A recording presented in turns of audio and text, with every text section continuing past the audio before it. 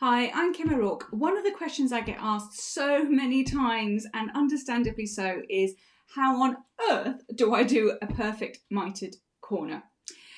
So I'm going to show you in this video. I know a lot of people have been asking for it, so I have recorded this for you. But first of all, let me show you what a mitered corner actually looks like, because putting on binding around a quilt is actually quite easy, but when it comes to the mitered corners, it can drive most people wild. So let me show you. Let me switch camera. There we go. So a mitered corner, let me put my glasses on because I can't see otherwise.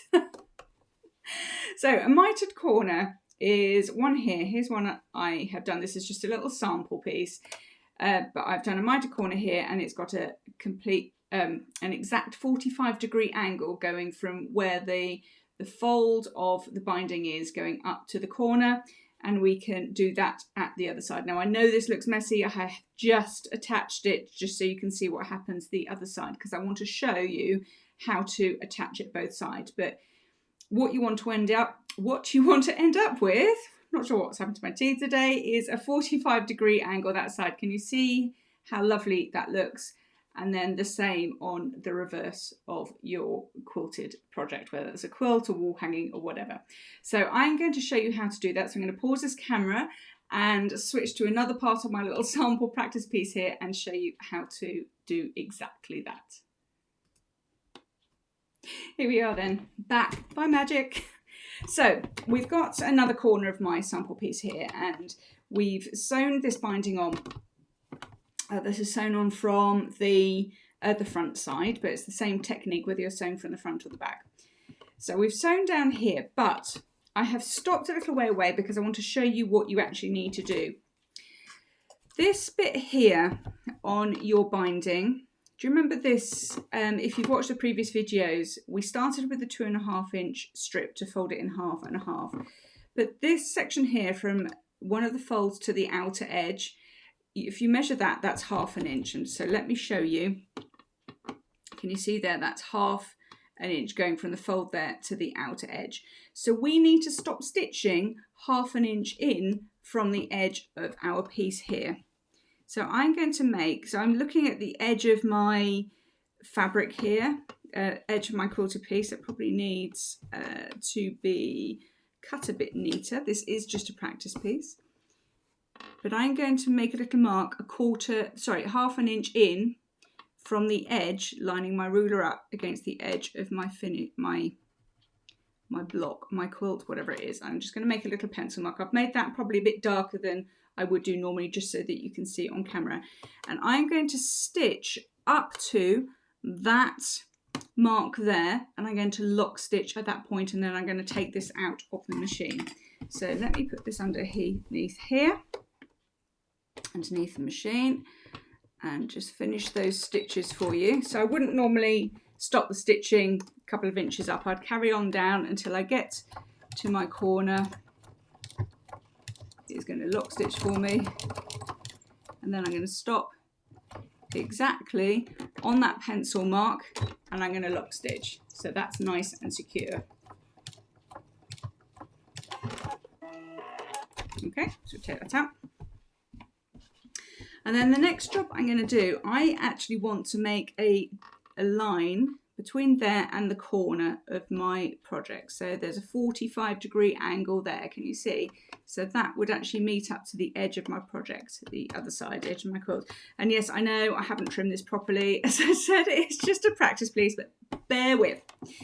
So I then need to fold this binding back, sorry, you can't see, fold this binding back along that line. So I'm going to fold it back. And this is a short piece I've got here for demonstration. If you're going around a quilt, you're going to have a big piece, but it's the same technique. You're just going to flip it back. And you can see this is where I did that lock stitch there. So that's this bit here is 1/2 inch from that lock stitch to the edge. But I want to make sure that I've got a nice 45-degree angle up to the corner of my quilt. I'm then going to hold it there, and I'm going to flip this down. All right. So you can see along the top, I've got a fold along the top, and now the edge of my binding is coming down the straight edge of my quilt again. So I'm going to show that to you again. So I have sewn up into 1/2 an inch away, because this bit of the binding is 1/2 an inch. If it's wider, measure it, and then that's where you stop. So if, let's just pretend it's 3/4 of an inch, then you want to be making a pencil mark 3/4 of an inch in, because you want a square here, so you get a 45-degree angle. So, but for the purposes of this, it's 1/2 an inch in, because that's 1/2 an inch. I'm going to draw just a little 45-degree angle to the corner of my quilt to give me a guide. That's all that's doing. And then going to open all of this binding out, so it's all open out. I'm going to flip it up along that angle. So flip it up out of the way. Let's get it back in camera. So the best thing you can do probably is just flip it up, go upwards, and then find out where your little lock stitch is, pull that back, and then manipulate it going up to the corner. And when I'm happy that I've got a nice 45-degree angle there, if you want to use your ruler and measure it, use your 45-degree angles on the ruler. If I'm happy there, I'm going to hold it, and I'm going to bring that back down, folding it down, keeping that 45-degree angle underneath. I'm folding it down. Okay. So my 45-degree angle I've held down with my finger, but meanwhile I've flipped this back down, so it's now going straight. All right. I've got a fold along the top, so that's straight along the top edge of this bit of the quilt here, and then it's straight going down the right hand side. And then I'm going to start again right from the very edge, and I'm going to lock stitch that down in place.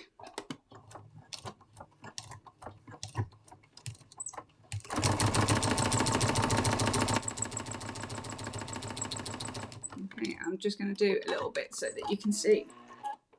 Okay, so I've sewn down here, and then if I open it up, can you see? Just flatten it all out, and you'll have a perfect mitered corner. Complete magic. But the question is, what do you do for the other side? So just before I finish this video, so we've got the mitered corner one side.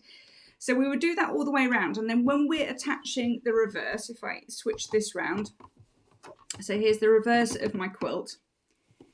As we're going around and attaching the back, so we're probably slip stitching all the way up here, we can then do the same thing again. So we've slip stitched, and we can just hold our needle for a moment whilst we do this. We're going to bring the top piece down, and we can make a 45-degree angle with our finger, and if it's correct that side, it'll fall naturally that side. Probably what you want to do is just manipulate it a little bit so you get a sharp corner.